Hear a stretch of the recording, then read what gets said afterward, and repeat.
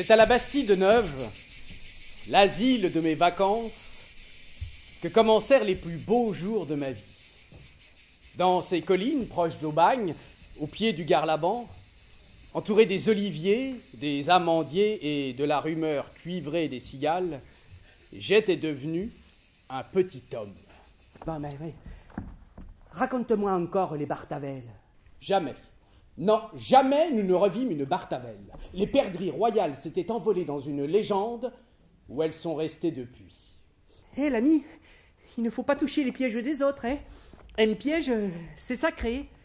Son point de vue était fort simple. Tous les braconniers du village de La Traille étaient des chasseurs, tandis que tous les chasseurs de la ville étaient des braconniers. Lily savait tout.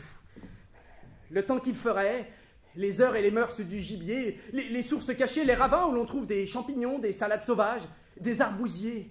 Mon but n'était pas d'augmenter son vocabulaire, mais son admiration.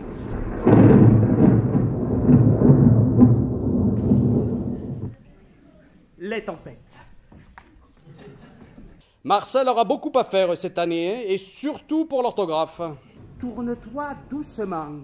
Je vis là-haut, briller dans l'ombre, deux yeux phosphorescents. C'est un vampire? Hé oh! Hé oh! Hé oh! Croix de bois, croix de fer, si je mens, je vais en enfer. Oh, mais ils sont trempés. Trempés comme s'ils étaient tombés à la mer, hein? En un tour de main, nous fûmes nus devant le feu. À la grande joie de mon petit frère Paul. Ben,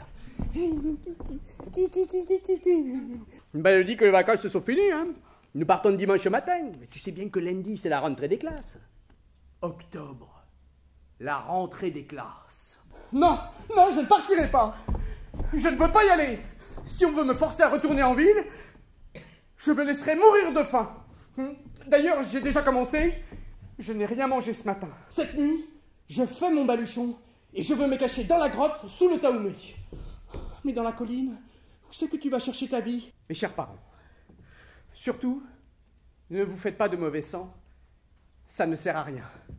Moi, mon bonheur, c'est l'aventure. Puis j'épinglais ma lettre d'adieu sur l'oreiller. À travers la cloison, j'envoyais un baiser à ma mère. Tu me prends pour qui? Tu apprendras que quand j'ai décidé quelque chose, je le fais toujours. Tu es formidable, hein? Il n'y a pas à dire. Tu es formidable, hein? Ben oui, mais moi je savais pas. Moi des microbes, j'en ai pas, hein. Je me lave que les dimanches. Ah, il ne pouvait pas avoir lu ma lettre, puisque je l'avais retrouvée à sa place.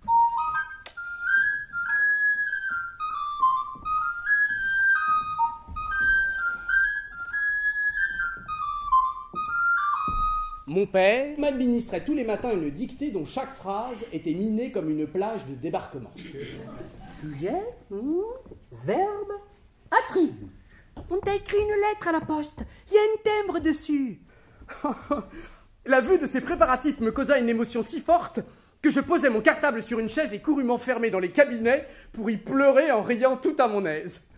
Une douzaine de grives tombèrent de branche en broche pour compléter le repas de Noël qui eut lieu le soir même.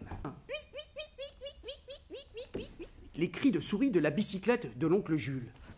Heureux Noël, mon cher Joseph! Ah, c'est grâce à vous, hein, je peux le dire. Vous vous en êtes donné du mal, hein, pour mon certificat d'études. Hein. Tu es bien gentil, Bouzig, hein, mais tu ne sais pas que nous allons très loin. Ah, aux Acates, plus loin. Au Camouins, plus loin. À la Treille, encore plus loin. Mais après la Treille, il n'y a plus rien. Vous allez venir avec moi, hein, nous allons suivre la berge du canal qui traverse en droite ligne toutes ses propriétés. Dans une demi-heure, vous serez au pied de la Treille. Hein. Oh mon Dieu, ce n'est pas possible. Et si. Nous venons de faire en 24 minutes un parcours qui nous prend d'habitude 2h45. Hein. Bonjour, je vous attendais. Au cas où je serai absente, ceci vous servira de laisser passer. En là-bas, où allez-vous? Ah, alors ça c'est le comble, hein? Instituteur public, hein? Un instituteur qui pénètre en cachette sur le terrain d'autrui, hein? Ah oui, je leur dis, hein, parce que la prochaine fois, ça se passera à coup de fusil, là, à coup de fusil. Allez, c'est parti, là, allez. Enfin, voyons, Joseph, On ne peut pas révoquer un fonctionnaire qui a les palmes académiques. On le garde était minable, hein. C'était plus un gratte-cul, c'était un navet. Mais c'est Monsieur Bouzigues. Je m'élançais.